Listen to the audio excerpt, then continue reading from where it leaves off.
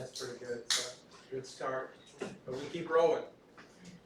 You'll find out one thing. I mean, unless there's a big some question that I need to make sure we understood and come back, like if there's a high miss thing and I had to deal with it, then I'll talk about that the next thing. Generally, I roll right into the next class because if not, I'd be a hypocrite because I always say, so what, next test, right? It's the next one that's important, not the last one. Just like in baseball, softball analogies, always, so what, next pitch, right? Same thing around here. So what, next pitch? Let's see what you got next. No matter how you do it. That keeps you heading towards your goal. Right? Your goal was never when you got here. I'm not going to talk about it like this today all day. Like I normally do. Your goal was never to get kids going, I'm going to 100 on every exam. The goal when you got here, and it still should be, I'm going to be a PA. Right? Does it mean you don't, I always have to do this for the people who think different. Does that mean you don't strive for the 100? Of course not. You know, but it's a process. You get through it. All right. So, I didn't say on the other side. Anytime you have questions about a question on an exam that I did, get with me. Come by the office. I don't care if it's at the end of the semester and you go, I really still don't know why I missed that one on the first exam. I'll still show it to you. You can come to my office. You can always look at your exam again. Whether you pass, fail, anything. Like people always get this attitude like, well, if I didn't do well, then I need to go see them. No, if you have questions, you need to come see me either way. Right? Because the point of looking at it again is if you missed the question and you really don't understand why you missed it, what happens when it comes up again like in cardiology? Now you miss it twice. So I'll always show it to you and talk to you about it. So the point is for you to get the information, whether you like the question or not. Right? We can debate that all day. Whether you like the question or not, what's more important is do you know the information. All right, integumentary system. I'm sore as could be. Anybody ever done coil springs? 3/4 ton? Oh my God, I'm talking to just those few. It's like you put it on the bench and then you compress that spring down. And I'm not using the right compressor, so it's not fitting well. Only those who know what I'm talking about. Well, I had to hammer it. It wouldn't fit between the coils, so I hammered it in as far as I could, and it's kind of off center. And the spring would bend as I did it, right? And I got that as close as I could get it. And then you carry it over like it's a nitroglycerin or an IED. You know? Carry it over, try to get it down. Then you got to squat down in there. The thing's like 50 pounds. Anyway, my forearm was killing me. All right, that's it. That's what I was doing, taking my life, being stupid. You ever start a project, whether it's that or something you work on, and you're in the middle of it and you realize how dangerous it could be, and then you go, this is really a job you need somebody helping you. And somebody should probably be home at least, because when this thing explodes and hits me in the face and breaks my jaw and crushes my head, and then I'm like, who cares? I'll be fine either way. Come or go. Okay. Integumentary system. When we say that fancy word, we're talking about the skin. But the reason we call it they called it the integumentary system is because of all the associated structures that go with it. Because when you look at the skin itself, it's the largest organ in the body. And there are a lot of components to that. Sweat glands, hairs, different layers, different types of cells. And we're going to look at all of those. If you're just talking about accessory structures, no matter which organ system you talk about, you always say, well, you know, what's an accessory organ? Well, if you look at the stomach, the gallbladder is an accessory organ to the stomach. It has something to help with it. Same thing with skin. So hair, nails, glands, muscles, the nerves that are there, those are all accessory organs. And it's very important if you look at, like I saw an article, I didn't read it, I just saw, woman discovers some major health issue just based on her nail. And they're holding their thumb now, and I just realized mine are still pretty. Probably. Anyway, and she had a dark line down her thumb. And I'm not going to claim that I remember every dermatology class I ever had, but your nails pitting and different things and streaking can tell you a lot what's going on with some organ systems. So I don't know what she had, but your nails can do that. when you look at the color of your skin, if you see somebody, right? We know, we've studied a lot of this emergency medicine stuff. If they have cyanosis, or they have, blue mucous membranes, those types of things, it can tell you there's a problem with their circulation or their oxygen levels, hemoglobin. Jaundice can tell you if their liver's functioning well. I always say this at different points. I'll probably say it again when we get close to it. Is I had a patient in spinal cord who came in. I'm using my hands a lot there. I had a patient who came in and wheeled in, and I went out in the lobby of the meeting because I always did that. Thought it was appropriate. And I looked at him and went, "Holy crap!" Up until that point, I thought that I'd been looking and I may have noticed some jaundice in people before. Anybody ever seen somebody who's truly in jaundice, liver failure? He came rolling. I mean, he's glowing yellow.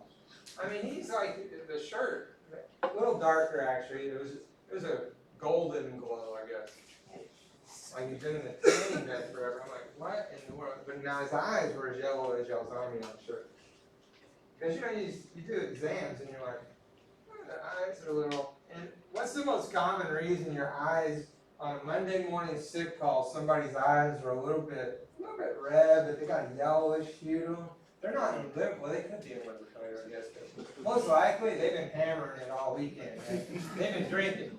They just got up. Now they're trying to avoid PT. You're going to do that?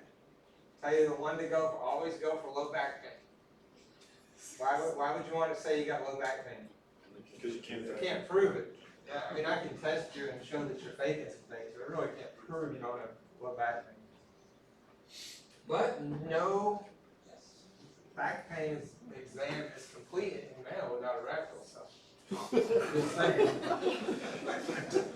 That's how you keep them out of Monday morning sick call for low back pain. I never did that, but I know people who did. Because the rectal is not enjoyable to begin with, much less giving one's not enjoyable. What's that? I had a doctor.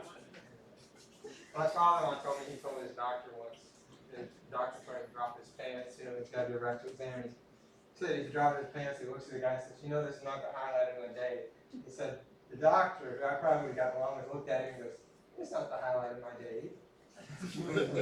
How do I get so off track?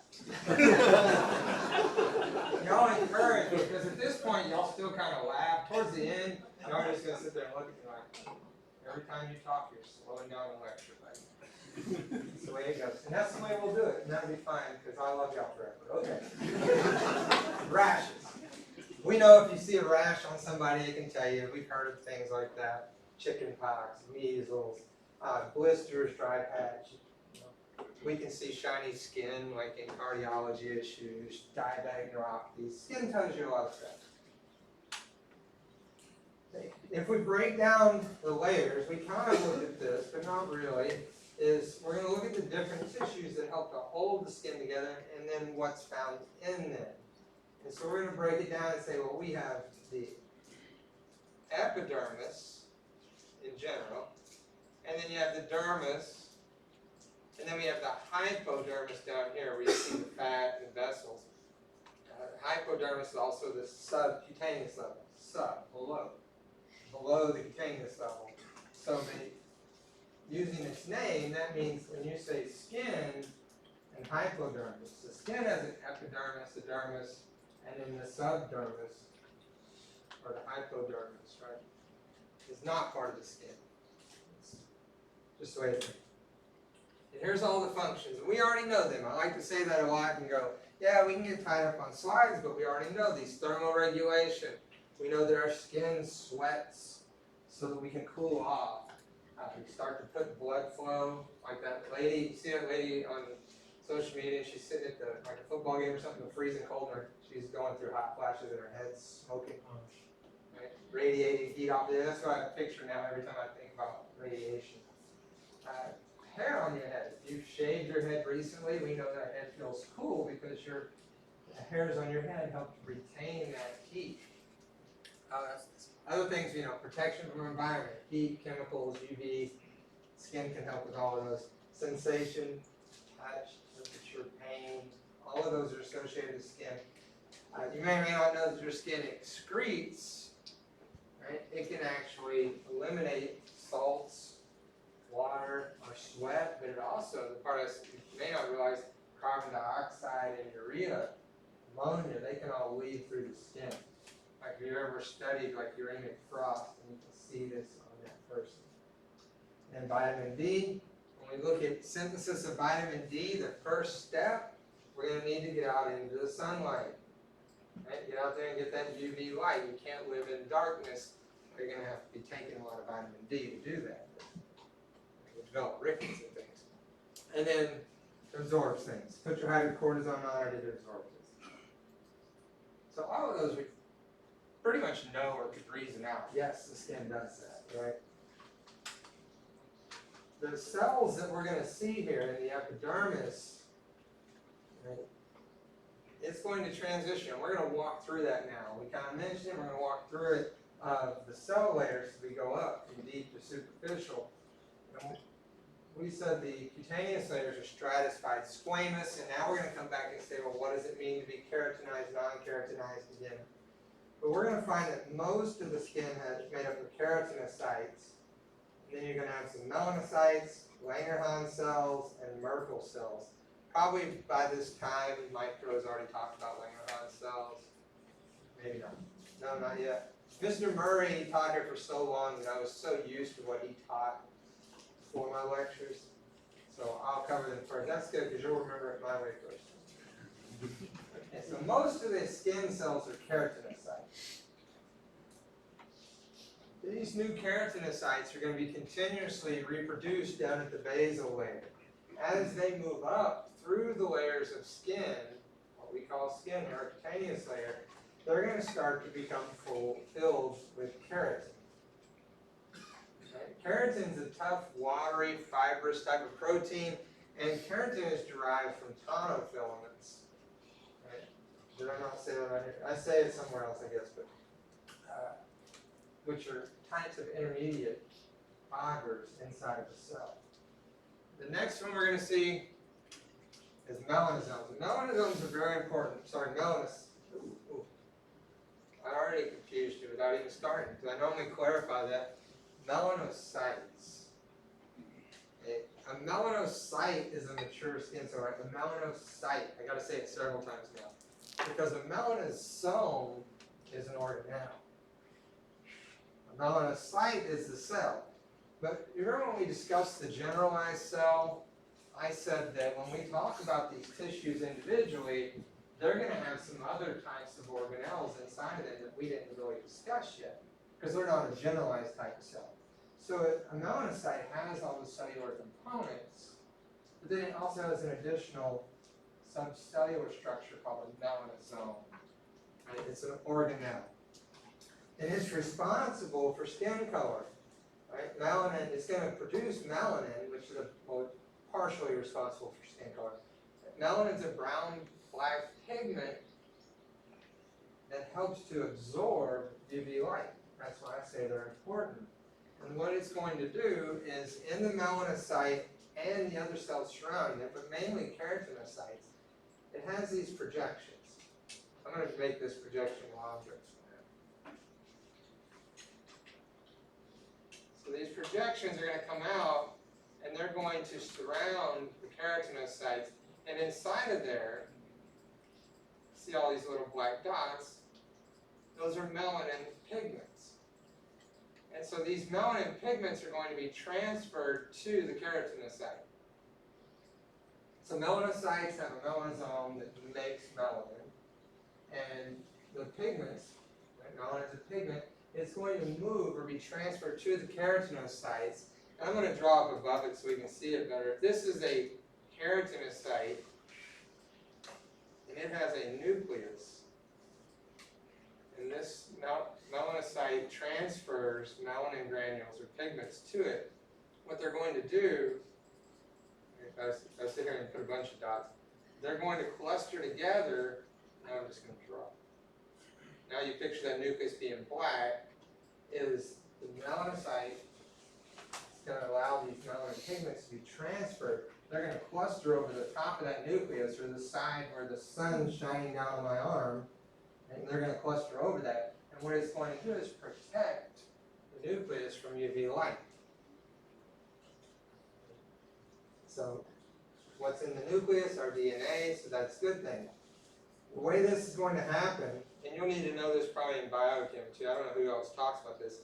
Melanosomes, the organelles inside of melanocytes, synthesize melanin or make melanin from the amino acid tyrosine in the presence of the enzyme tyrosinase. So if you did not have the enzyme tyrosinase, you could not make melanin, and you would be, that's how you say it, but you would be albino. That's the problem. Right? That's tracking right away. So yeah, that's an important one to know and start to understand if you haven't done a lot in biochem just yet, is it's always what is being made and what enzyme needs to be present. And you always want to know the enzyme that needs to be present. It's normally going to end in ACE, tyrosinase. That's why I say it like that. Okay, Langerhans cells are part of the immune system. If you go back to the last test, and we said that there are macrophages known by different names, but they're still macrophages. But macrophages that reside in the skin are called Langerhans cells. All right. Now I got to say this for biochem is Langerhans cells are also considered dendritic cells. And if y'all haven't talked about that, you will soon. Dendritic cells present antigens to other immune cells. Okay? And so these macrophages that are called Langerhans cells in the skin are also called dendritic cells. You'll see what I mean when you cover it. We're saying the same thing. Is yes, they're macrophages associated with the skin. They're dendritic cells, so they not only can perform the functions of a macrophage, they can also present antigens to other immune cells. So, if you want to simplify all that, just so you remember later, right beside it, also called dendritic cells. I know that because students would come to me after I gave this lecture and go, Mr. Murray said, I don't know if you know who Mr. Murray is, taught micro. Mr. Murray said that Langerhans cells are dendritic cells. Well, they are. And like, well, you're saying they're macrophages. Well, they are. And they were, anyway, so we cleared that up quickly. I told him I was right. He said he was right. I'm kidding. Mr. Murray was always right. He was here. He was here before they built this building until last month. This building was built in 1971, I think. So he worked in this building from 1971 until about a month ago, teaching micro to every PA class up until now. And you'll never get to meet him now.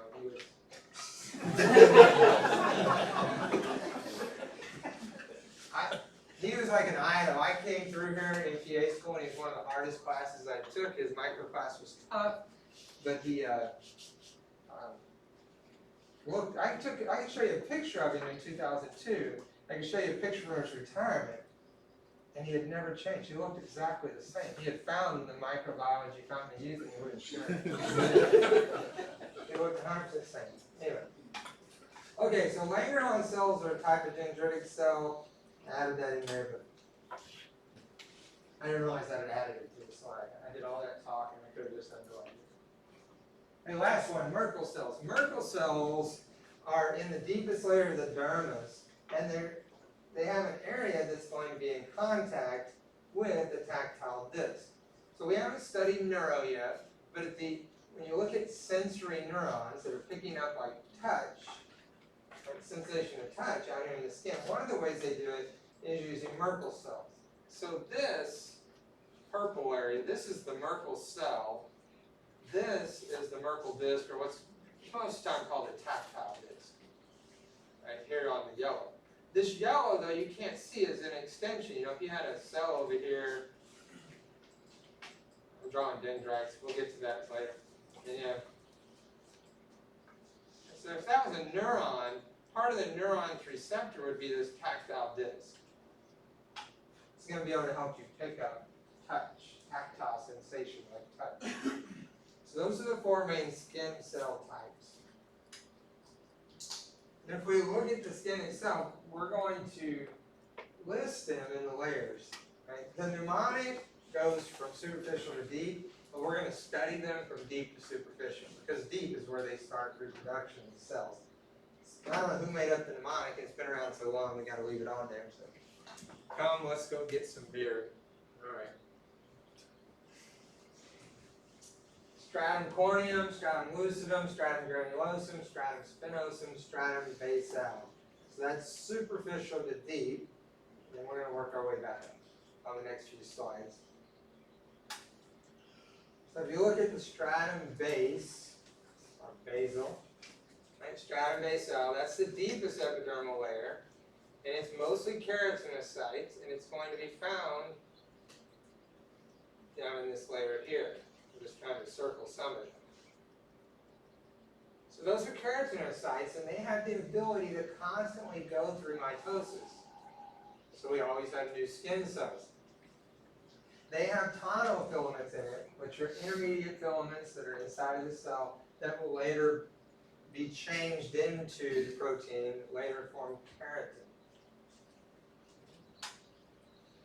If we go one layer up, just superficial to the basal layer is this layer here called the, gotta put it right on the screen, is the stratum spinosum.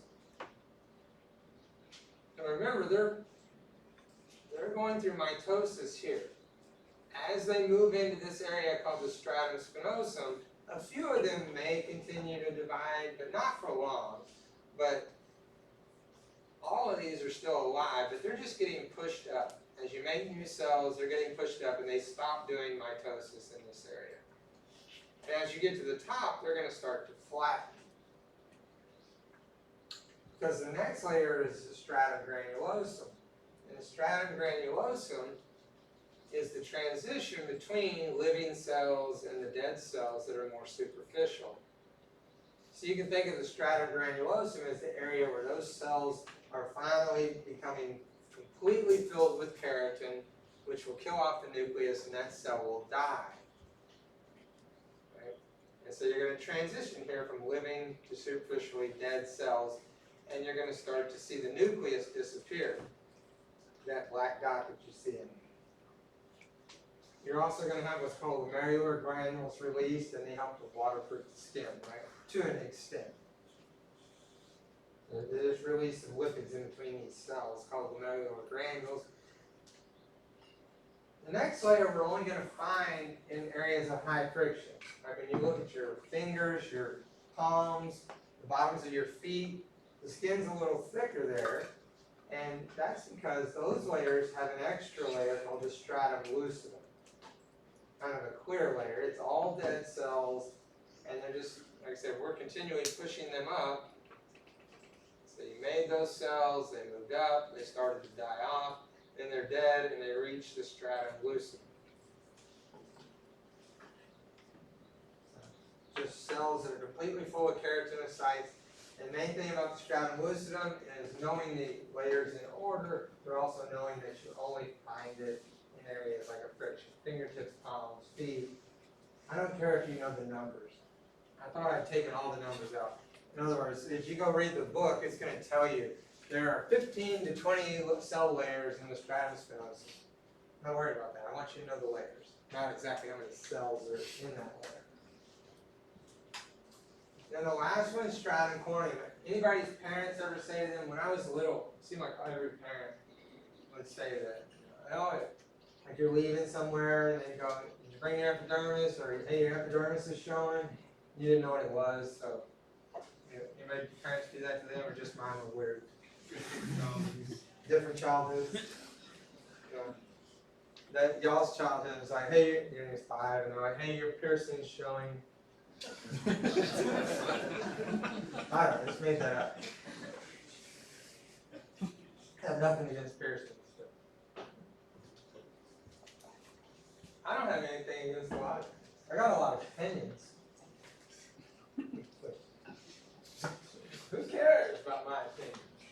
I don't know why people get mad about somebody else's opinion. You know what Steve Harvey said? This take-home knowledge, you should get your pen out and write this down. Y'all know who Steve Harvey is. Come on. Okay. Family Feud now. He said, people's opinion of you is none of your business. I'm trying to live that. I haven't always lived that way. I'm trying to live that way now. You should too. People's opinion of you is none of your business. Y'all don't agree? Everybody just quiet on that one. Oh, yeah, we knew that. Anyway, okay. Why did I say epidermis? Because now we can just say, if you want to try and remember which the superficial layer, which is the deep layer, you can say, well, the deep layer, where they multiply is the base. So basal is easy. And you can say, okay, I want to keep them in order. So now you can say everybody looks corny. Because that's the layer that we can see. That's that layer that is sloughing off all the time, the stratum corneum. So when you look at somebody, they look corny. And that's pretty true with most people, right? So everybody's somebody else's idiot. It's just a fact. It is a fact. Keep that in mind. It'll keep you humble. When you're standing in the airport in San Francisco, or I just chose that one at random, and you're looking, you're on your way up 25th Avenue Division, like I went, oh, it is true, sir. And you're looking at people going, what in the world do they have on? I can guarantee you one thing I remember in my life. That's a Dilbert cartoon. Everybody's somebody else's idiot. So I always remember, there's probably somebody close to me looking at me going, what in the world does he have on? I always remember these things. And give me good things for life. But the differences is what make us great. Okay, I'm sorry. Stratum corneum, they're all dead. They still are full of keratin. They have no nucleus. They still have glomerular granules that are between them to help provide the waterproofing, and this is the layer that sloughs off. Alright, so make sure you know how to define those layers and name them in order. That's the epidermis. Now we have the dermis. Okay, the dermis is where we're going to start to see things like irregular connective tissue, dense irregular connective tissue. We always define out kind of what tissues there when you talk about cardiology.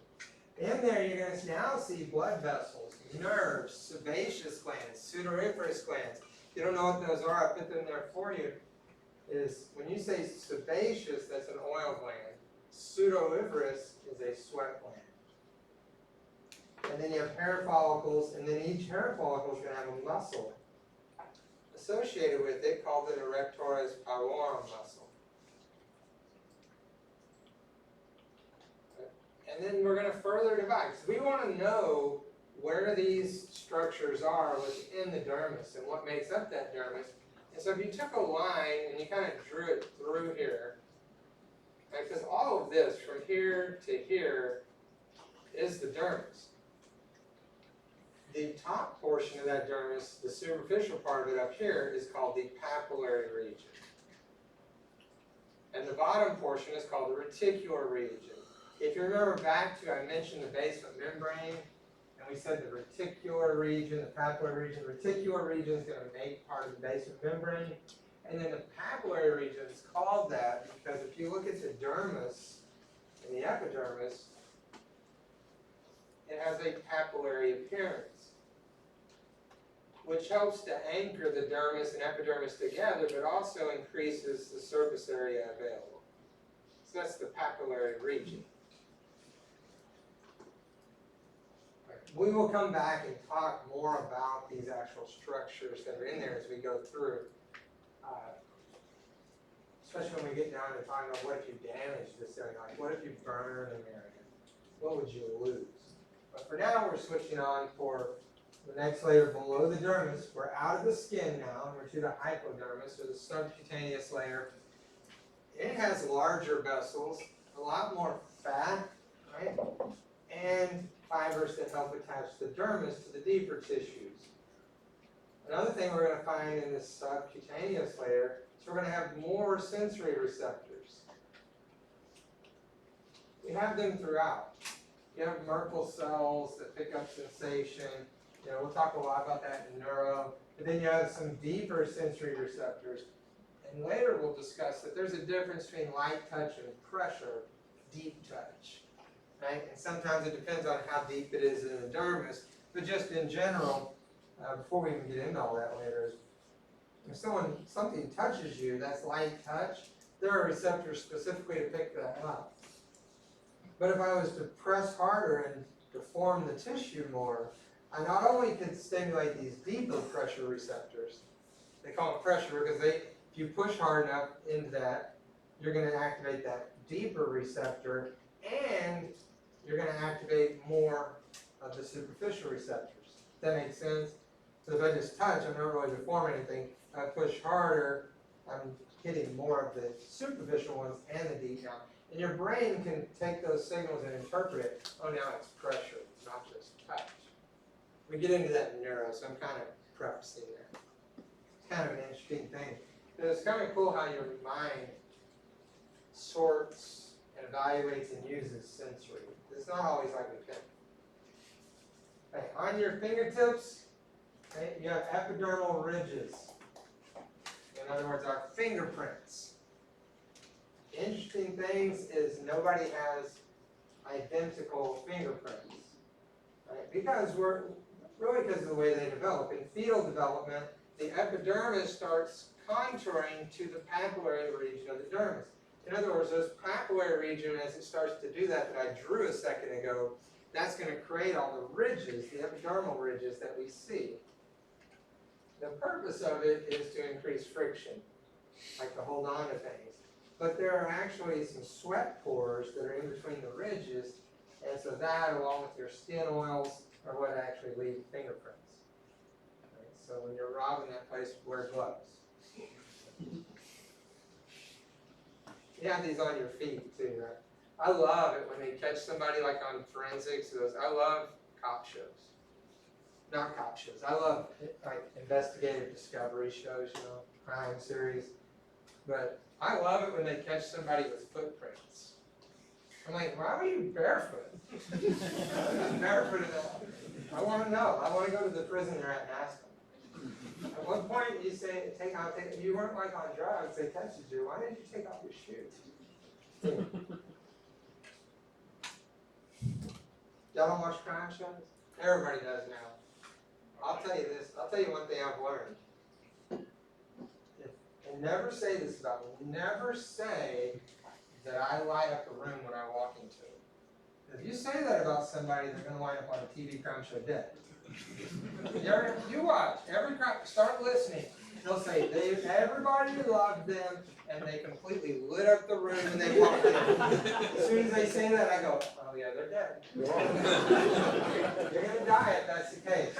So if you light up the room when you walk in, you better watch out. We'll take you out, apparently. Now that I said that, you'll start to notice. I hear it every time. Okay, the color of skin. Interesting, here we go. Why do we have certain skin colors? They're not different structures, right? So we got to bring in some genetics. But what do we mean by genetics? What changes our skin color? So skin color is just a difference in the amount of pigments in that individual.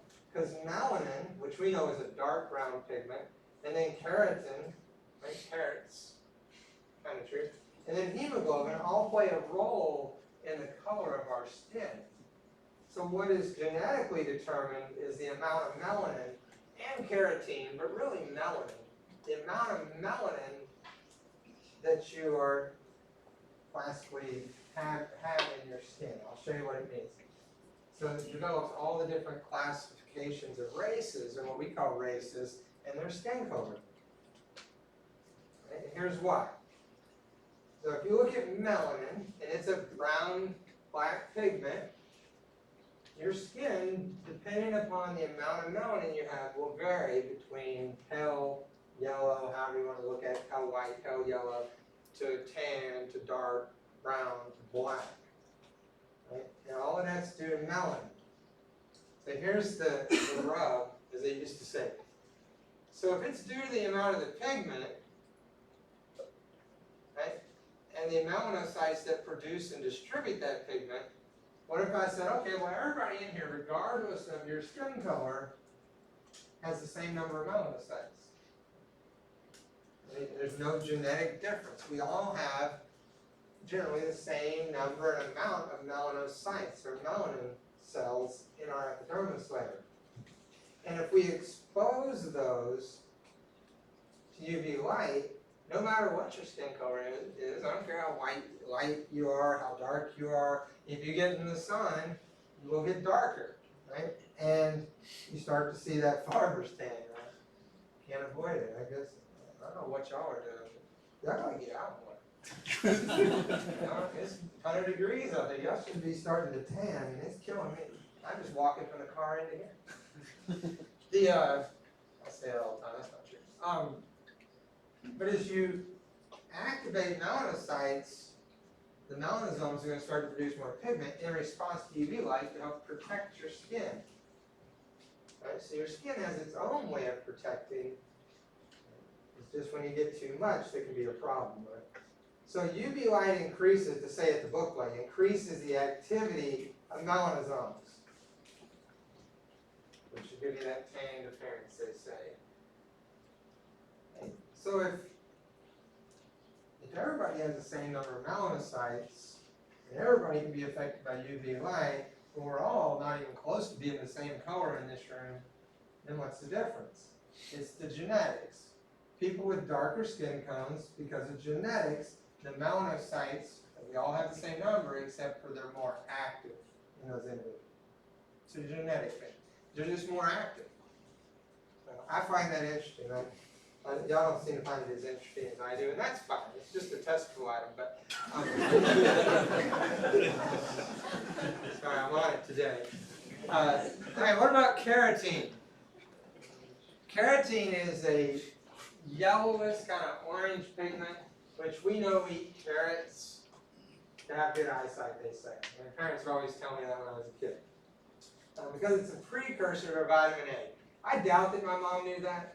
But she heard somebody say eat carrots, I guess. But she'd always tell me, eat carrots, it'll help your vision. But truthfully, if you make vitamin A helps to synthesize the pigments needed for vision. So when we study special senses, we'll bring that back up and say, yeah, higher vitamin A levels can help you with developing the photopigments so you can see better. Hemoglobin is the oxygen carrying. So it's going to provide some of the color, but not much, because we have melanin and carotene already. If somebody is very, very, albino, or even somebody just really white or translucent, or you look like underneath people's arms, right? You can see the vessels there. If that's where you can see that pinkish hue, that is from the hemoglobin. It's also why we check mucous membranes, because we can see that very easily. And if it's a bluish color, we know they don't have enough oxygen. So that's skin color. You generally see it in lighter skinned individuals, or almost anybody, like underarms, thighs, that kind of thing. And the other accessory structures, that's all the different cells. But remember, hair, nails, and the glands that are there. I've mentioned sudoriferous glands, sebaceous glands again. We're going to look at hair and nails. And it's not as interesting as the other stuff, because nobody seems to like hair and nails, but it is kind of important for other classes. So we're going to break down the parts of a hair, more than you ever thought you would.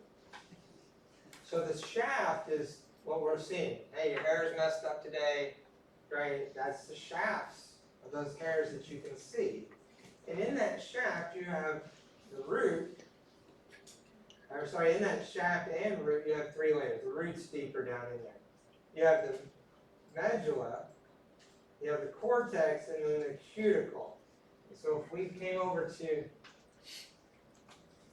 here, and we would see, there's the medulla, the cortex, and then the cuticle. And then surrounding that, we have an external root sheath. And that external root sheath, I meant to say epithelial.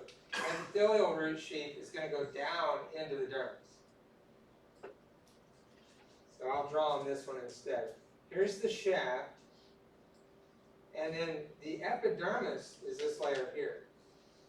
And so what happens is the epidermis goes down and around that hair follicle and surrounds it. It's called the epithelial root sheath. Even though the hair itself, the hair root, is considered to be in the dermis. Mainly because of the way we look at it when you have like burns and things like that. So hair is hair and nails, but it's just a bunch of dead keratinized cells that are bonded by proteins. So your hair is dead. Never thought about it that way, right? It's already dead. The root of the hair is down in the dermis, and what we're going to see is down here in the dermis, you have the matrix. Anytime we say matrix, we're generally talking about an area that has the ability to reproduce cells. And so in this area, you have that matrix that's going to make new keratinocytes and push them up through the middle, and it's going to go out at this area here that they call it the pyloric canal. Anyway, it's going to push that shaft up and out. I didn't mention, I want to go back here and show you down here. If you look at the matrix, surrounding that matrix, we have the dermal root sheath, which is also the epithelial root sheath. And then you have an external root sheath, internal. And then we're going to have the cuticle, the cortex, and then the matrix. So that view shows you that it's kind of all kind of coming up and out of that. The bulb, or the root of the hair, as it goes down to the skin, is often referred to as the bulb. So we already kind of broke all that down, but this is the bulb. So no different than that bunch of words on there, but it's no different than saying this area, this bulb area, has a germinal layer of cells that makes the matrix. The matrix portion allows you to make new cells, and they continue to go up and out.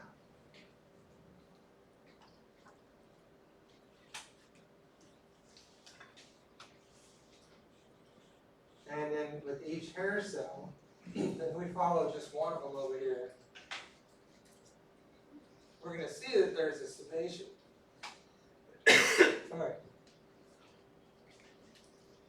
We're going to have a sebaceous or oil gland associated with each hair.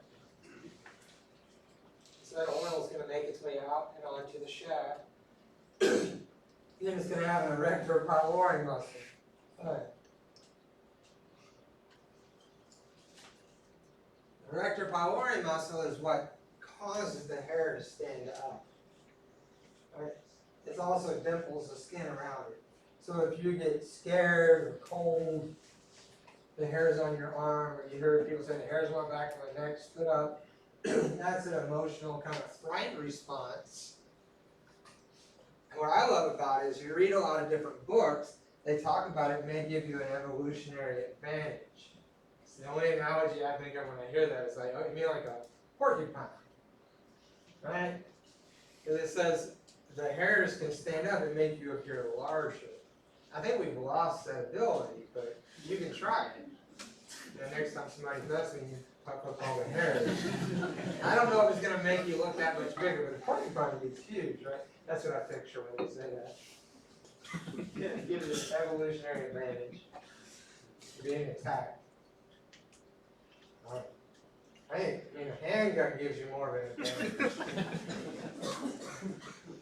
Can you say that nowadays? No. Yeah, you can. I didn't say do it. I said it does. I'm just quoting the fact. Okay. Hair root plexus. Surrounding each of the bulbs, you have nerves. That's called a hair root plexus. These are dendrites. Dendrites are the receiving portion of neurons. I'm saying that because we haven't studied neurons, but it's what receives. And so the hair acts like a fulcrum. So if you look at the hair shaft, how it goes down and through there, and they kind of enlarged it here. As it moves back and forth, like a bug's crawling on your head, the shaft moves, it's going to move this area, right? Draw some lines like it's moving. And that's going to stimulate these nerves to send a signal to the central nervous system that something's touching your skin, without getting into neuro yet. So the hair on your head moves back and forth, and at the bulb, it's going to move too. It's going to activate those neurons that are close to it. Nails are also keratinocytes. They're just a little more dense. And so as you start to make these hair cells, if you look at every part of a nail, you have what's called the nail matrix back here, then you have the nail root.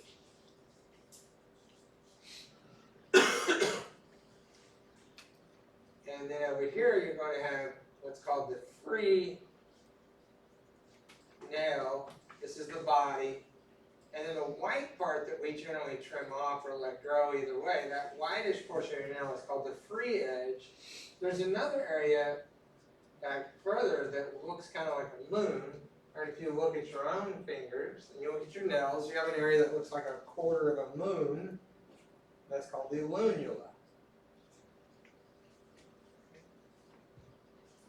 Just that crescent-shaped area. And the nail normally appears pink, right? Well, you can check that for blood flow and stuff too.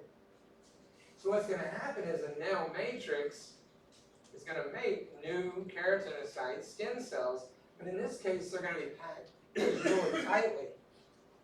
And as they grow, the matrix is going to push it up and out, and the superficial cells will get tightly packed. And we'll just continually keep pushing them out until you cut them. I'm glad it's break time. My throat's getting. We'll take a break and then we'll begin. We're not anywhere. We're stopping. So. Hey, Brent.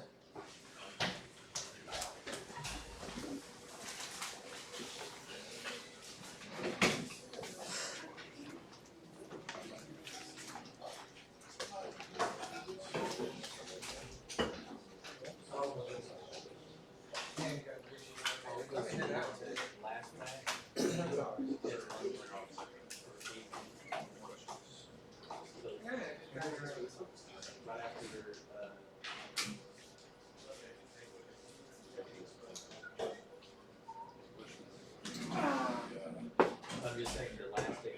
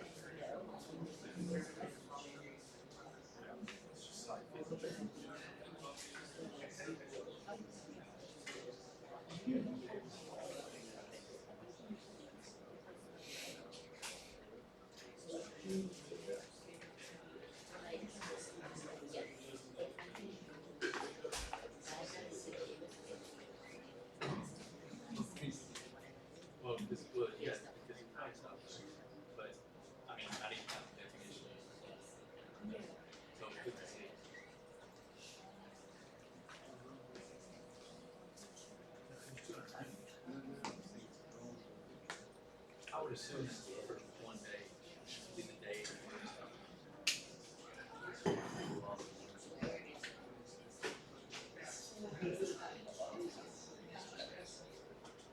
This is this. Did you look at the picture there? When I logged on, like a million pictures. Yeah, okay, well, a million pictures per second. The first one just had like, 7. This one's like, scroll, there.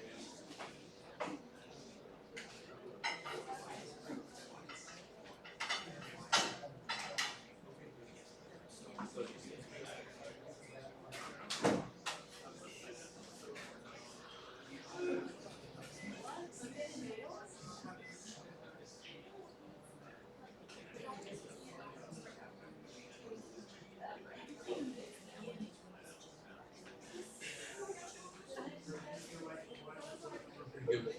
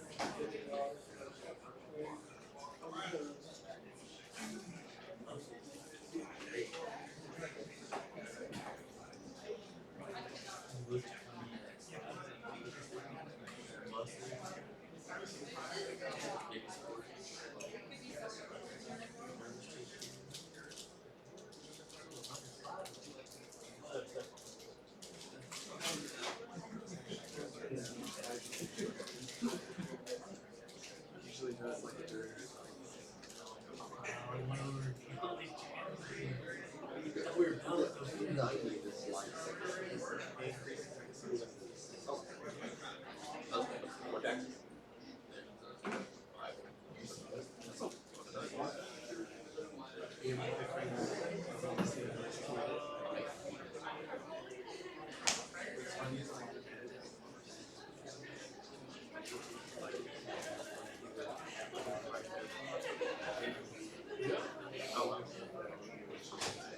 Hard is.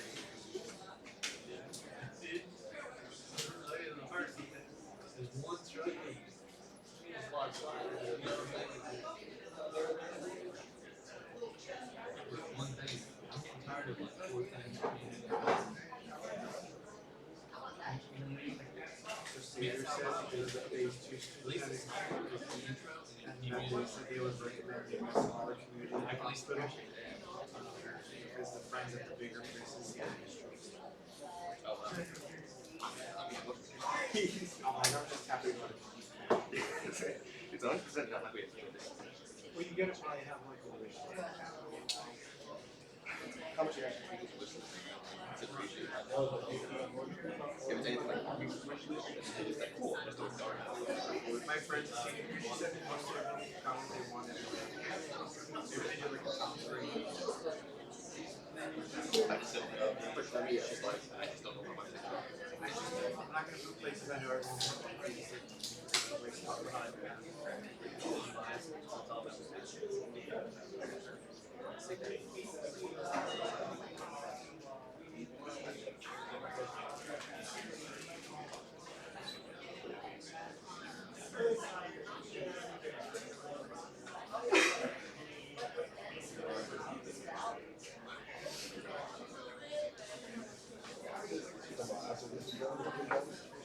No, the same 5.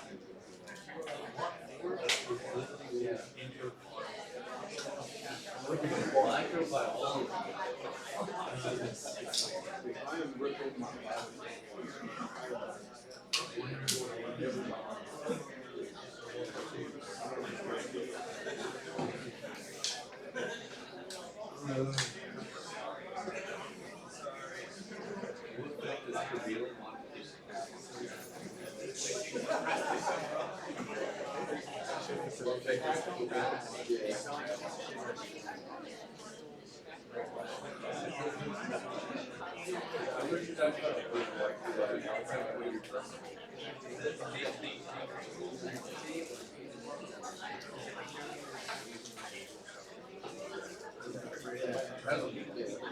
It's this AI.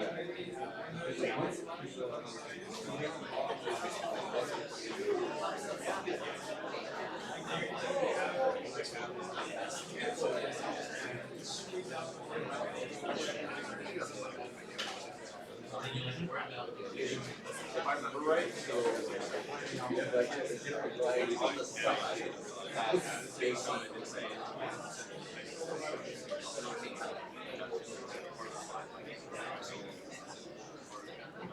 Which is on the first side.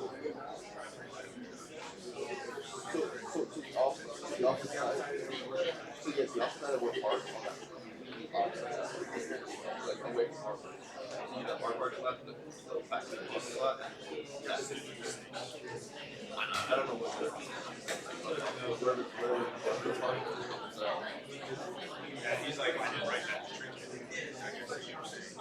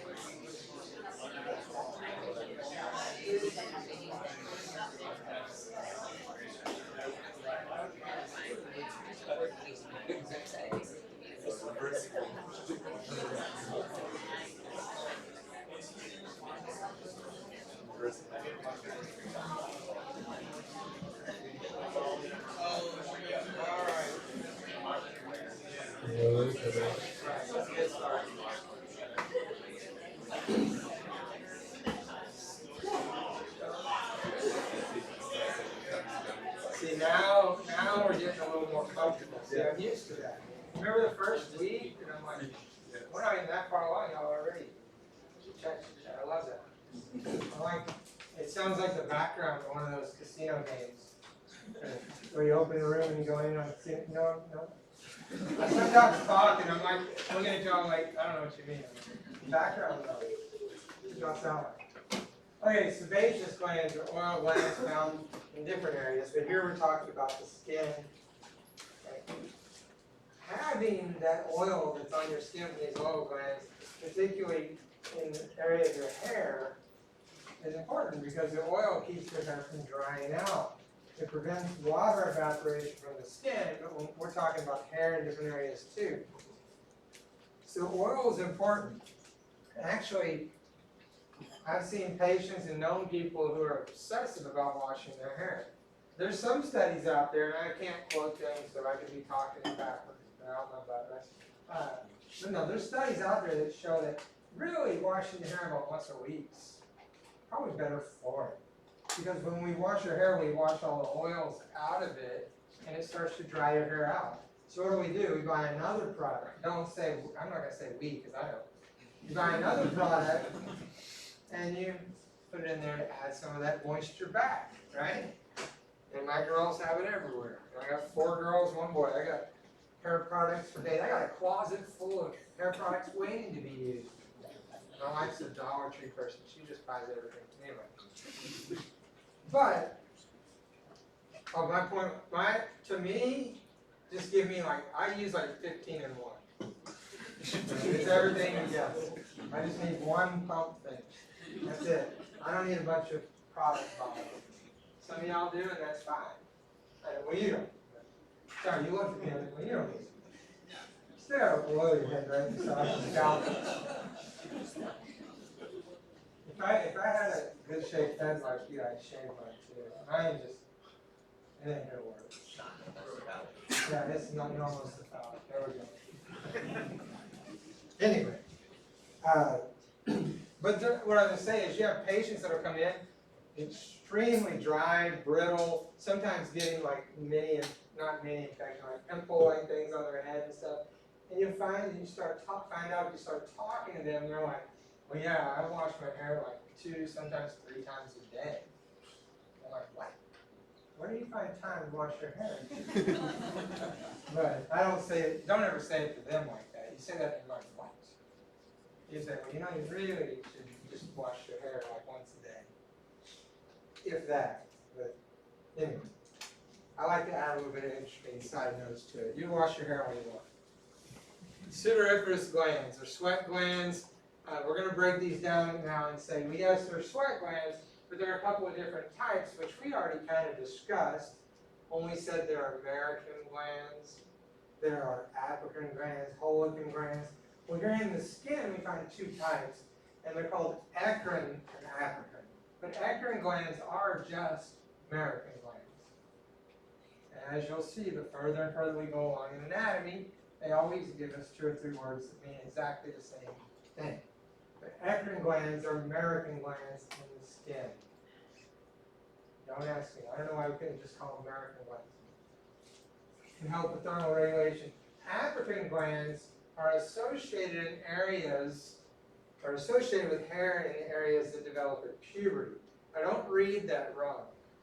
So if you think about areas that you did not have hair on before you went through puberty, in those locations is where you find African sweat glands. But they were there before you went through puberty. They were still there. You see what I mean? If you read it differently, you come to a different conclusion.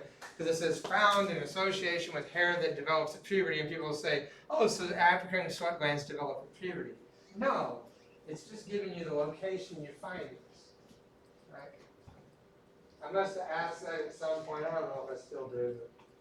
But if I do, now you know. What about disorders? Skin tells us a lot. The disorders of the skin, I like to talk about disorders. Psoriasis. And we've all heard of psoriasis. Yes, sir. Do you want a clinical correlation to diabetes? Of Psoriasis? oh, sure. So he suffers from psoriasis. How bad is yours? Not as bad as it used to be. Fun fact, one really good sunburn got rid of most of it. They say you should move to, what's the town next to Tampa? St. Augustine. Psoriasis camp. Yeah, there you go. That's psoriasis. And if you look, you'll find this in a lot of people that you see out there.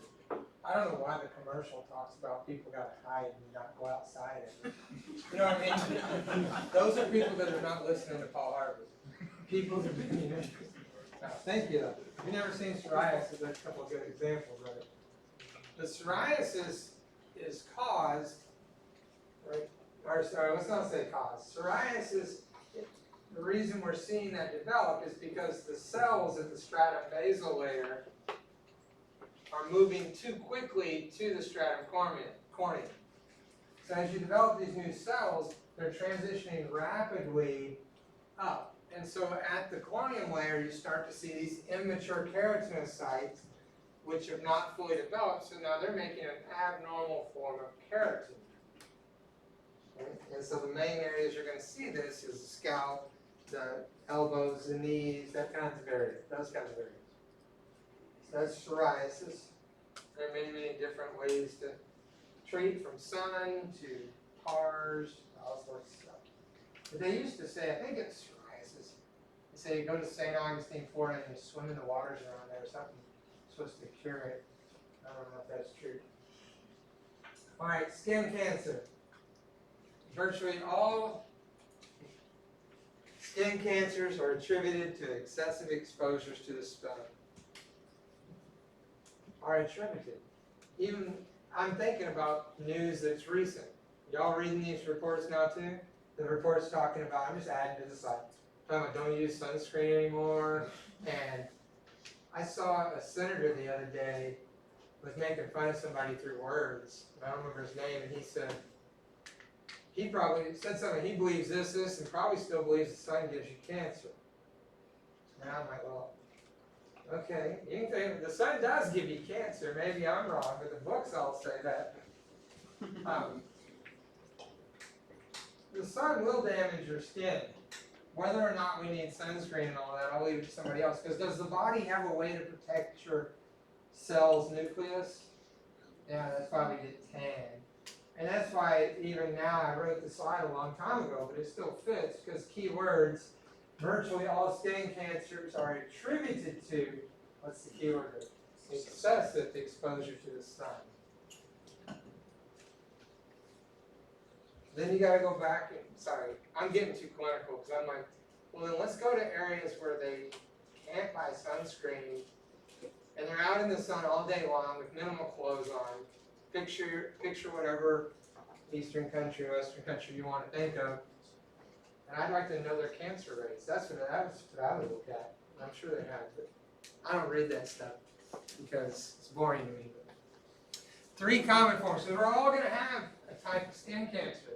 You will develop at some point in your life, unless it's, if you live long enough, most people will start to develop some basal cell carcinomas. So when you're in practice, you'll see a lot of people that come in with skin lesion, basal cell, especially 50, 60 or older.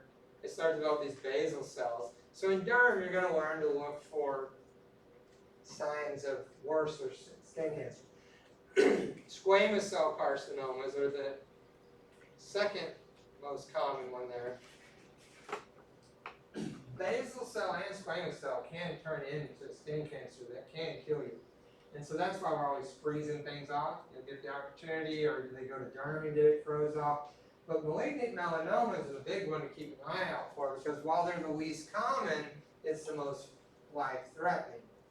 And I'm not going to discuss it here, but when you look at the normal mole versus the malignant melanoma, it says you'll learn all these criteria, like it has irregular borders, different shadings of color.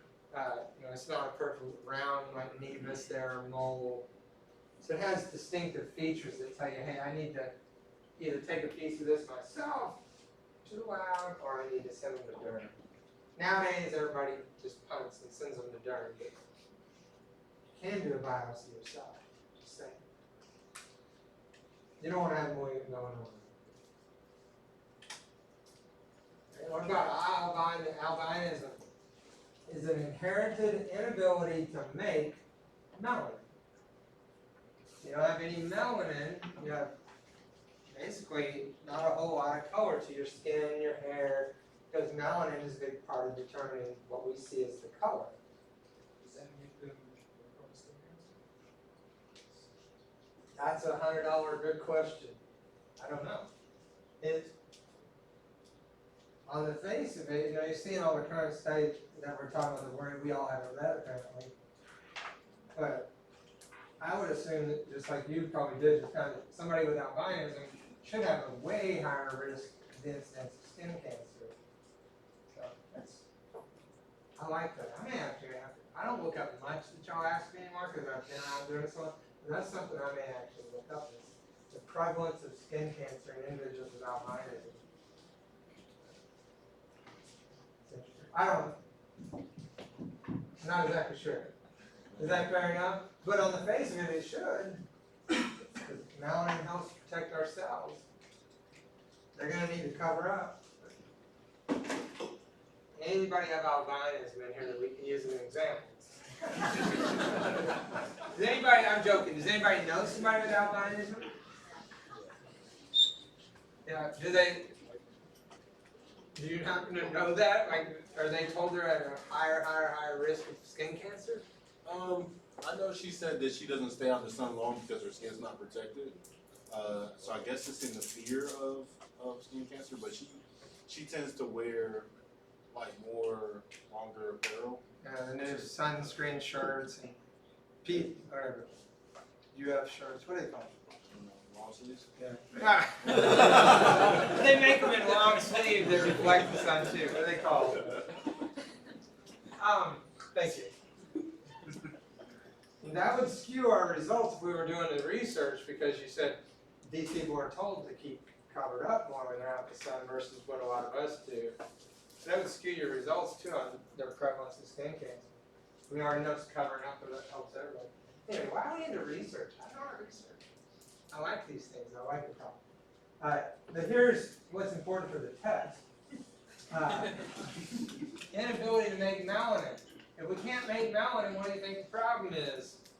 We lack the enzyme tyrosinase. If you don't have tyrosinase, you can't take the amino acid tyrosine and turn it into melanin. Well, what about vitiligo? Right? Vitiligo is not albinism, but the skin starts to have that whitish, patchy appearance. And in this case, you have a partial to complete loss of melanocytes in different areas of your skin. They produce these irregular white spots. And so what they've associated vitiligo with is an autoimmune disorder in which your body goes. Why it does it in just certain areas, I wouldn't know, but it attacks the melanocytes in that area. And they've seen that vitiligo can run in families, so it does have kind of a genetic link to it. Interesting.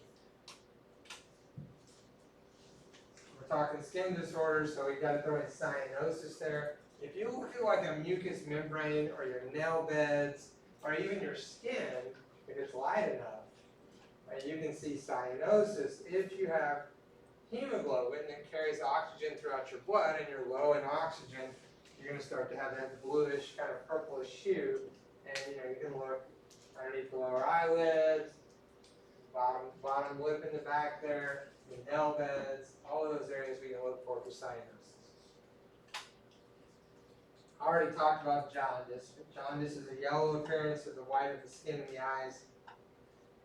It's actually caused by the fact that your liver is not working well and you're having the buildup of bilirubin in your blood.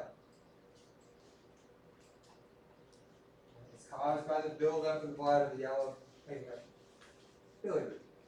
I'm not going to go into liver failure stuff, but it's liver disease generally.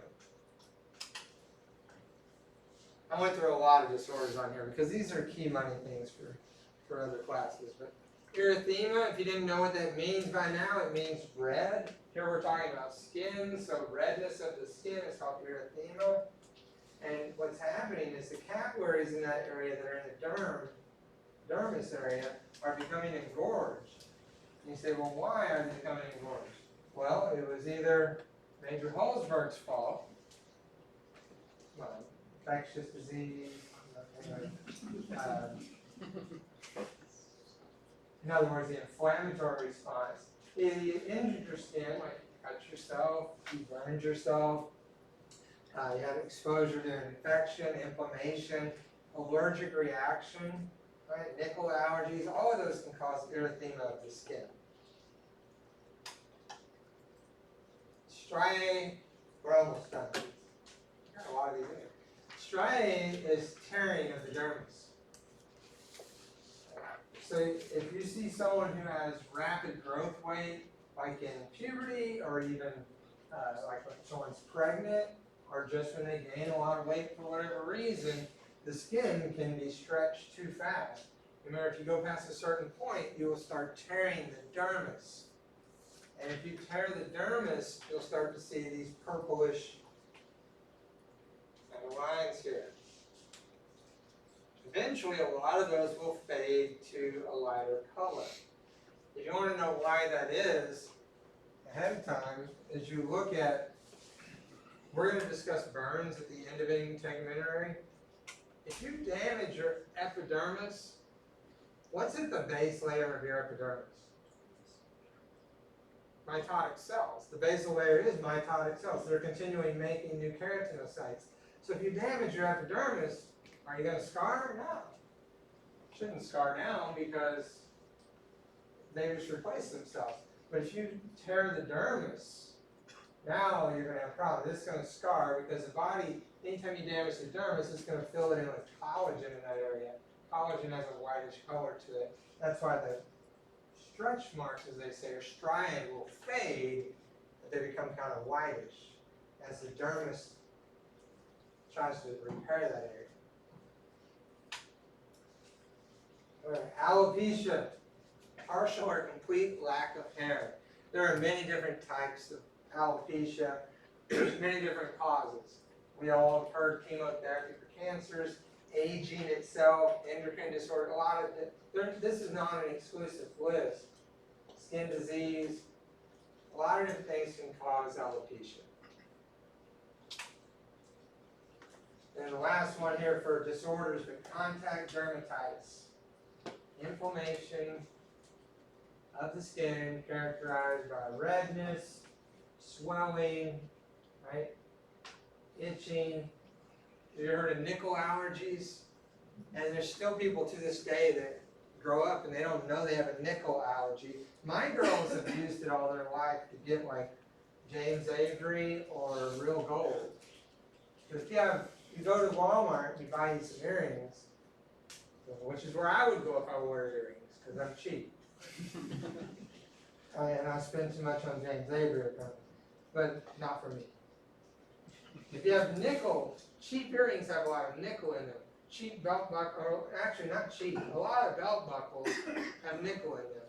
And you'll still to this day have patients come in, and the characteristic book and pants one is always they use the belt buckle. If somebody comes in, they got this rash on their stomach, because rashes on your stomach versus your extremities makes a big difference in diagnosing or a question. And so they'll always put it as the belt buckle. You got this diffuse rash around the LA area, just lower to the belly button, around that area. What's there? And most people we know, if they're wearing a belt, they have to throw that in there. It's a nickel allergy. So they're developing a nickel allergy. If you have them stop wearing the belt there, and get a different belt, it'll go away. What I'll say about contact dermatitis is not on here is one of the other things that can cause contact dermatitis is what you use to wash your clothes. And we often change that stuff. And I'm teaching outside my slides too much today, but I love people come in and they ask you, I've got this rash. And you have them take off their shirt. And it looks like they're wearing their shirt still with the rash. And you're like, well, I need you to go home and look at things like, are you using a different detergent, a different shampoo, different products, anything like that? And inevitably they're like, it's not that, I've got cancer. But it looks like your shirt, so I'm thinking maybe it's something in your wash. I haven't used a new one, and a lot of times they come back and go, oh yeah, we've been adding this. My favorite one was a guy who had it in his pelvic region. It was all irritated, and he was really worried. And as we discussed and figured out, he went and asked his wife if she'd do anything differently. And yes, like a month and a half ago, she had started bleaching his underwear instead of just washing it. She was using a lot of bleach on it. Bleach will irritate the heck out of your skin, especially if it's covered all the time. Anyway, so he had itching and redness, all caused by his wife. He thought he was I didn't question him, because the way he talked to me made me think he was doing something on the side, but that's all I'm gonna say. But that's the patient's business, not mine. Okay, sorry, today I got a lot of things to regret on my drive home. I should have stuck with the slides. Alright, let's look at wound healing. One of my favorite things, because I work in spinal cord injury, people say, oh, you work with spinal cord patients, and they think of neuro, they think of people in chairs. Spinal cord's a lot about wound healing. And they can't feel, they got pressure points. If you could not feel when you were sitting here in these terrible chairs that we have here, right? You would develop pressure ulcers everywhere, because you wouldn't know to move. We don't realize it, but you're moving all the time. You realize it once your butt starts to hurt, but you're still doing that long before. And if you watch somebody who's in a wheelchair, they learn to do it, once they've been trained right. But my boss was in a wheelchair, and I would watch him all the time when I'd be talking to him for 20, 30 minutes, and you'll see him shift. And they will start out having to know to do that, and then it becomes secondhand. But if they're not, they'll start to develop pressure ulcers. So we dealt with a lot of ulcers. I dealt with huge wounds, big wound backs, and that was kind of my specialty. I like doing wound care.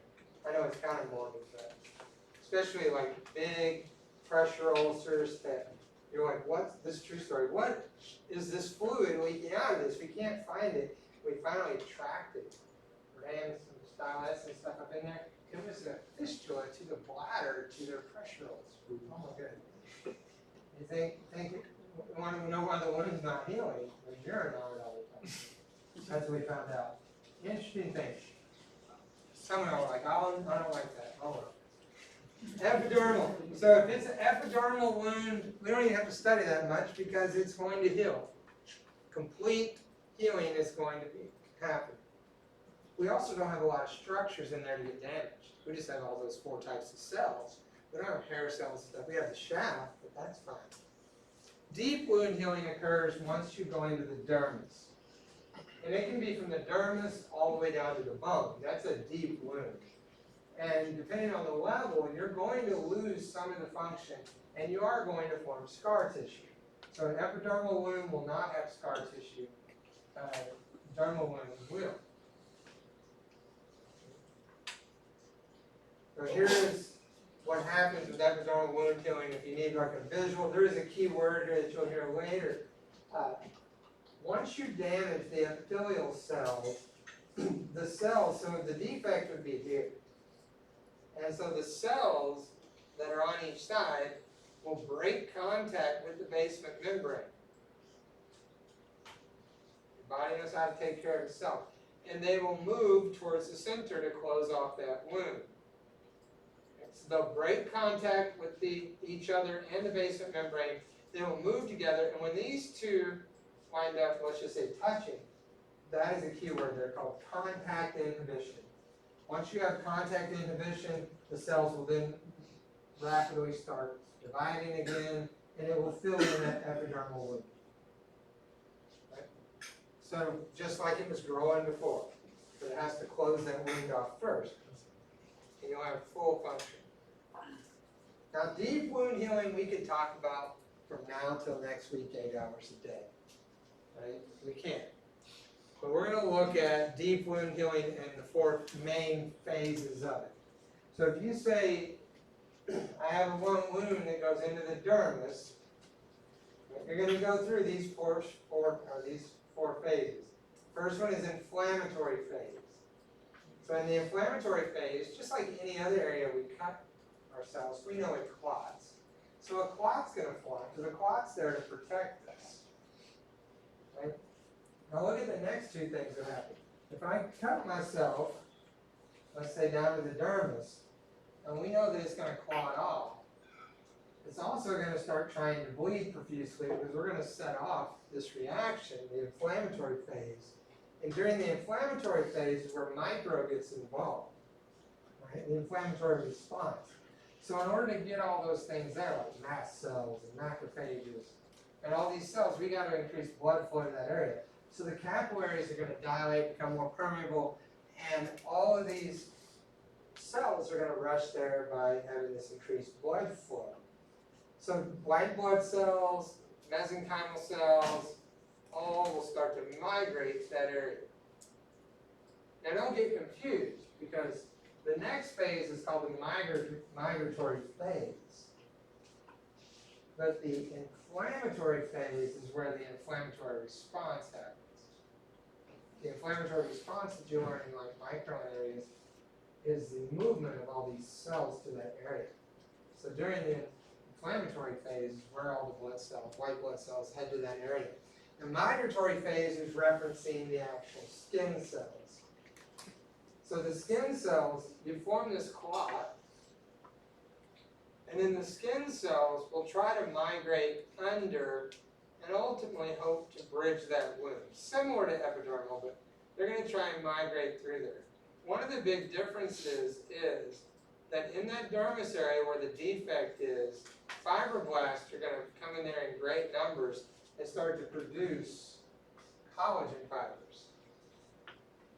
Right? So scar tissue is really collagen, which is not, you know, if you look at somebody who's had a deep wound like this and they fill it in with collagen, if you were to set them on it again real soon, it's going to break down real quick. So it's not collagen. A full wound full of collagen is not as good a protection as having a regular dermis there. I don't know how to say it any other way than that, other than it'll break down easier. So you're going to fill it in with collagen. And then you'll have proliferation where the epidermal cells are now beneath the scab. Right? You have a lot more collagen being put down here into the dermis. You'll start to regenerate the blood vessels that are down in here. And then the last phase is the maturation phase. Once that wound is mature, the scab here will fall off. And then this last part can take a long time. Collagen fibers become more organized, fibroblasts decrease, blood vessels restored to normal. That first part, collagen fibers become more organized. Anybody ever had, like I had a scar on my leg when I was a little kid, carrying the trash out, and there was like a broken dish in it or something. And it slipped my leg right about that far. And I had that scar forever, but I looked, 5 years ago or something, I'm like, I don't have that anymore. The reason being is, or I could ask everybody in here, you probably have had a wound that scarred and was there for a while, and now you don't see it. It's because truthfully, even with deep wounds, we don't always see it, but the collagen that was put there is constantly remodeled. And sometimes it can make it fade, disappear completely. I find that interesting if you're into how wounds heal, because if we could speed that process up, we could have a much better outcome. But instead, we inject like $1,000 a day into them trying to make the wound heal. I used a lot of wound care products. I don't know how many of y'all have. Wound bags and injecting things and stem cells and all this. There's only one true fact in spinal cord injury or in old people. For pressure wounds, here's the key. No matter what all the reps tell you to make their money, this is a hard truth. You got a picture of a spinal cord patient though. You can actually put anything you want on a wound and it will heal except the patient. If you put pressure back on it, it's not going to heal. So we always say, yeah, you can do we do and you can do all those treatments, but all it does is speed the process up. So almost any one of them can claim that their stuff heals it faster and better. Except for wound vac. Wound vac's guaranteed close things up a lot quicker. But if you don't know what a wound vac is, sorry I'm off topic. It's not worth discussing in here. Because I want to finish burns before we get out of here, then we'll get out of here. We only got a couple more slides. I'll give you a few minutes early. Okay, a burn means you're going to damage tissue. A burn does not always mean that you touched something hot. You could have touched electricity, radioactivity, which you would never even see, and it's going to present later, probably when you're dying. Corrosive chemicals. Right? Burns are graded according to the severity in the first way we learn them. Those of you who've studied burns before will recognize that we're going to cover burns at probably its lowest level. There are a lot of classifications how you can do burns.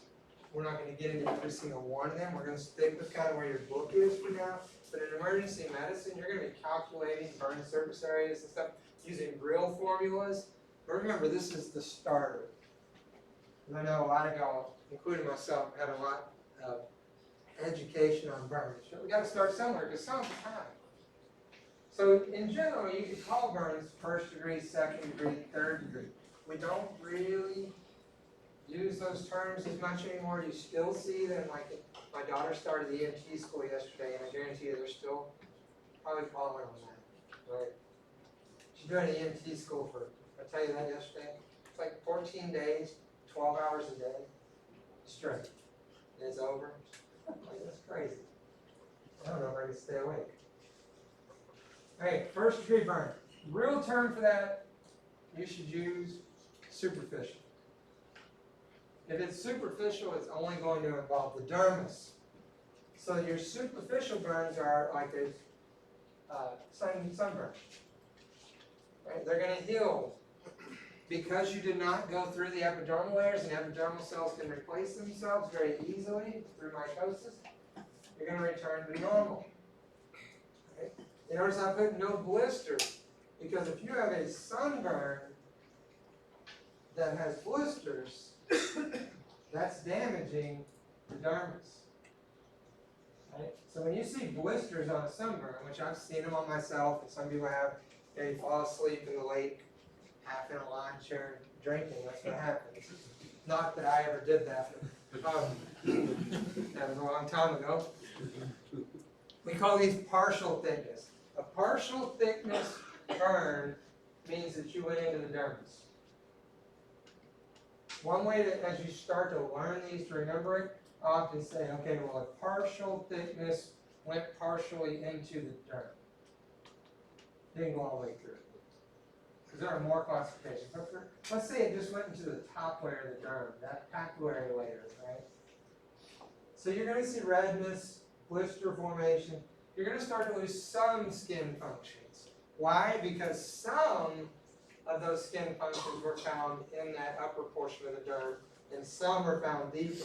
The ones that are deeper are safe because it's only partial thickness or second degree. When you look at hair follicles, sebaceous, sweat glands, they're usually deeper in the dermis. So generally with a second degree burn, you don't injure. That's why I say think of it as partially going into the dermis. Scarring may result. Anytime you damage the dermis, scarring is possible. Oop. And then third degree burns, by our basic classification, are really full thickness. But full thickness needs to be graded further. I'm saying this because when you get into like emergency medicine and look at these, you're going to be like, Mr. Wright didn't know anything about burns. He didn't even mention this.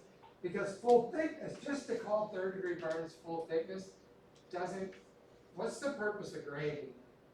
It's to give somebody an idea when you have a burn, what's damaged. And so full thickness here involves going through, let's say, the mid-layer of the dermis all the way down to the bone. That's why they call it full thickness. But that's where you're going to start to see those charred regions. You're going to have a lot of swelling around that area, but they probably are not going to be able to feel the burn itself. But if I had a quarter-sized burn on my arm that was down to the bone, white, charred, gnawing, whatever it might be, right? That area is going to lose sensation. Are they still going to hurt? Well, yeah, because surrounding that's good skin, and it's going to develop the edema, the pain fibers are still there. So I've seen somebody say, well, they have a third degree full thickness burn, so they don't feel any pain. I'm like, in that one spot. You go to the burn unit and ask them if they feel pain in the other spots. Yeah, I bet they do. I know they do. In this case, we've got down into the dermis, sometimes into the subcutaneous layers. So scarring is definite, and the ability to heal this wound is going to be harder. It's going to be harder to heal this wound because we've lost so much in that area, to include vessels. Blood vessels are in the dermis, deeper parts of the dermis, they're bigger. So you're losing those. In some cases, you may have to give them a skin graft. If you didn't know, they have a burn unit over at SAMC that's one of the top in the nation. I worked in there for a week, and I don't ever want to go back. My goodness, it's hot. It's hot, and there are some sad stories in there, because there are some sad individuals in this world. sad being jerk, losers. Yeah, I'm not gonna get into burning stories, man. If you go over there, it's worth seeing it while you're here. Okay, so first one is epidermal burn, that's your sunburn. Second one doesn't really do it the way we were talking about it. Remember, this is partial thickness, and I said, well, think of partial thickness really just going kind of into the dermis, and then a full thickness or third degree all the way through. Even now, those who've never studied them can see how you need a little more info to understand what's actually being damaged. There are actually 7 degrees of burn, something like that. I mean, they're, I know. Some of y'all are thinking, why do you keep saying that we're not testing it? I know. You just need to know mine. Picture at the top right, it comes with a story, and then we'll do rule of nines. We're done. I'm trying to talk fast so I don't lie to you. Don't want to give you some minutes. The story is worth it. I was in Afghanistan, 5 conduits. When the special forces guys and girls had it there before us, it was Deadwood, for those of you who might have heard of it, which is based off the HBO show. So I thought that was more. Instead, they named it boring old 5 conduits. Anyway, and I got there on this embedded training team. So we had Afghans coming onto the base. There was, we had 16 of us there, but we had 150 A&A police around us that lived around our base. But then we had local workers coming on the base, and this kid would come in, and some of the wood huts, and then we had a concrete building. If you've ever been to country, somebody told me they had. There was a concrete building where the officers had their rooms, and he would be in there sweeping and stuff. Well, the medic came to me one day, and I never let him clean my room because I don't trust anybody, and I knew I was going to leave Afghanistan. That's funny entry. But anyway, the medic comes to me, corpsman, and says, "Hey, I saw the kid that sweeps, and he had burned his hand." I said, "Oh, what'd you do?" And he said, "We didn't have a real clinic." And I said, "Oh, I put some Silvadine on it and wrapped it in a gauze." I said, "Okay, great. Just okay, great. We don't really treat locals anyway. Not that I don't care about the kid, but okay." I saw him a week later, and he was sweeping. And every now and then I have this niceness. I'm a nice person. But I decided this is dirty bandage. I said, "Hey, come here." Over my room, and on the back of my door, I had a thing you hold shoes in, but it was full of all these things and stuff. And I rewrapped his hand. But I unwrapped it. It was filthy. It had been on there all week. When I unwrapped it, and I don't cuss a whole lot, but I said, "Oh,"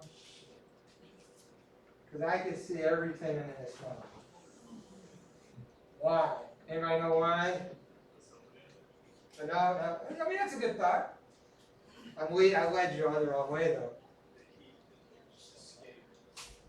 So the corpsman, my Navy corpsman and me, both didn't care enough to ask the right question. And that's the whole reason I'm taking your time and I'm telling you the whole story, so that you will. Okay. I went and tracked an interpreter down. He didn't speak English at all. And I said, "Hey, ask this kid how he burned his hand." Even though I knew by looking at it. How did he burn his hand? Which me and the corpsman never asked. I'm putting it on both of us. And he talks to him and says, "Oh, he was at home." What do a lot of Afghanistan's use? They don't have a local power company. Car batteries, that's a good one. They use generators of it. He grabbed onto the line of the generator, like 240 or something, and it caught. He was showing, the kid was doing it, I knew what he was saying, and he's saying, it caught onto him, it held him for a time. That's an electrical burn. That's why the picture on the left there, or even worse, his whole palm looked like that, but I could see every tendon, and he's scarred down like this by now after a week. When you have an electrical burn, that's right, if somebody gets burned, I hope you always remember this story. Somebody burns himself and you weren't there, how did you burn? Did they grab an electrical cord and burn themselves? Every bit of the skin, dermis, subcutaneous underneath that is instantly dead. It's going to become necrotic. It's not like a normal burn. That's the whole point. If you like good news, the Germans had a level 2 hospital up there in Kunduz. I don't know if it's still there, up on the plateau. And the guy was rotating through that just happened to be like a plastic surgeon for hands and stuff. And he agreed to, I called over there, and, "Hey, you see him?" "No, we don't see him." And I told him the story. He's like, "Okay, I see him." So we kind of threw him into our convoy and snuck him onto the base and got him in there. He did 2-3 surgeries on this kid, full use of his hand. So that's good news. Did I let him clean my, he always wanted to clean my room, he was so thankful, you know how they are. Did I ever let him clean my room? No, so I'm here. No. Okay, real quick, how many of y'all heard of the rule of nines? No? I'm just kidding. Rule of nines is an estimation of burns. Actually, if you take your hand, you hold it up, one hand side, these are estimates, but one of your hands is 1% of your body's surface area. The rule of nines is a way to look at burns in a basic way and say how much of your surface area is burned.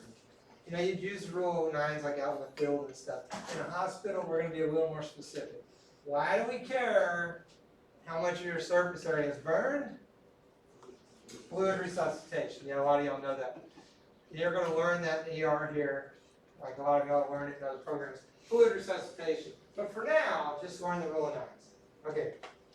So if you look at an individual, an adult, there's this whole area here. The whole torso and pelvic region, abdominal pelvic, is 18.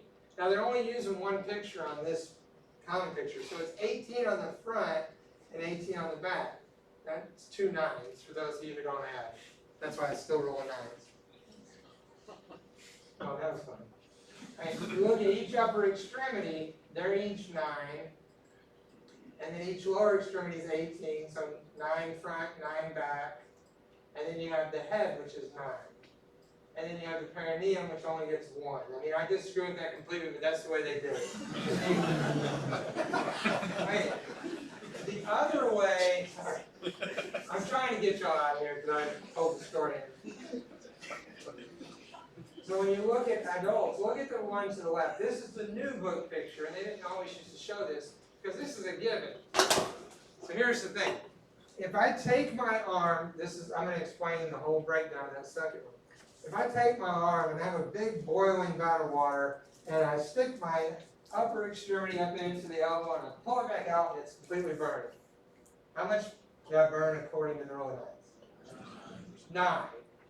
And what if I'm standing in front of that water, and somebody throws something in it, and it splashes up and burns the anterior surface of my right upper extremity? How much did I burn? 4.5. Okay, if you don't think that's splitting hairs, they did it to me on the pants, or the pantry. When I was taking the pantry recently, that's exactly what they gave me a scenario where they were doing that. And so, and I've always kind of asked it that way, and that was just validation that, like, so they do use that. If something in the rule of nines, if someone says that you burned you have a burn to your entire right upper extremity, that's 9. If they say the anterior surface, that's 4.5. And don't start thinking in your mind, okay, you say anterior surface, is that down on the forearm or the arm? No, you just make the assumption. If they say anterior portion, that's all for 9. And it's an estimate. Okay, now, real quick, and we're done. In a child, rule of 9 still applies, but it's different. I'm going to show you how I remember it. Because I remember studying both of these and thinking the child was so different. It's not. What do most toddlers do when they start walking and their head gets going? You ever seen a toddler, once their head gets moving, they go with it? Because a toddler's head is much bigger compared to the adult. Also, a toddler's or an infant's airways are not fully mature yet. If you didn't know this when you're burning like your torso, a lot of the problem is that you're breathing in that hot air, right? And burning your airways, and they will swell up. Anyway, not an emergency medicine. So let's just break down the child. Okay, so adult, we understand. The only thing you got to do to remember the child is that their head is much bigger proportionally. Okay, well, what are we going to do if we want to make a child what else? Now, you mathematicians out there, this is not going to work out mathematically. You know, a lot of things that don't work out exactly, but it is going to help you remember. Okay, what's the torso on the child is 18, the back's 18. Is that the same as an adult? Yeah, upper extremities are 9 and 9, same as an adult. So the head gets 18. What's the adult's head? 9. And where did we get the extra 9 from? We took them from the lower extremities. So the infant, you take 8 or 9, whatever it was, 9 from the lower extremities and move them up to the head. Now, my mathematicians are going, we did not take 9 and took 8. I know. That's the way I remember it, because everything else is the same. Simplifies it in my mind. Alright, the rest of these are definitions. We will start skeletal tomorrow. Sorry I didn't get you out here as early as I thought, but it was a good class. I enjoyed that one. Y'all have a good day. See you tomorrow.